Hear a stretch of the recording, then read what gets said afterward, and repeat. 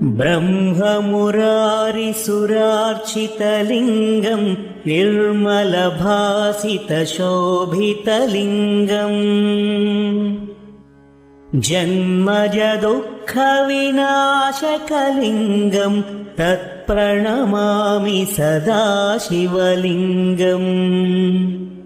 देवमुनिप्रवरार्चितलिङ्गं कामदहनकरुणाकरलिङ्गम्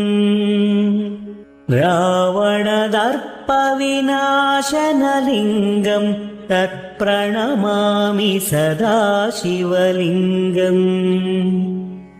सर्वसुगन्धसुलेपितलिङ्गं बुद्धिविवर्धनकारणलिङ्गं सिद्धसुरासुरवन्दितलिङ्गं तत्प्रणमामि सदा शिवलिङ्गम् कनकमहामणिभूषितलिङ्गं फणिपतिवेष्टितशोभितलिङ्गम्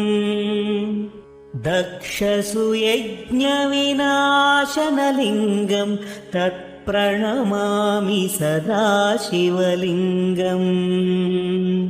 कुङ्कुमचन्दनलेपितलिङ्गं पङ्कजहार सुशोभितलिङ्गम्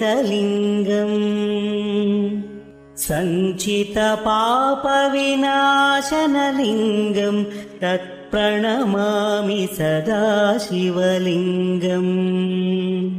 देवगणार्चितसेवितलिङ्गं भावैर्भक्तिभिरेव च लिङ्गं दिनकरकोटिप्रभाकरलिङ्गं तत्प्रणमामि सदा शिवलिङ्गम् अष्टदलोपरिवेष्टितलिङ्गं सर्वसमुद्भवकारणलिङ्गम् अष्टदरिद्रविनाशनलिङ्गं तत्प्रणमामि सदा शिवलिङ्गम् सुरगुरुसुरवरपूजितलिङ्गं सुरवनपुष्पसदार्चितलिङ्गम् परमपदं परमात्मकलिङ्गं तत्प्रणमामि सदा शिवलिङ्गम् लिङ्गाष्टकमिदं पुण्यं यः पठेत् शिवसन्निधौ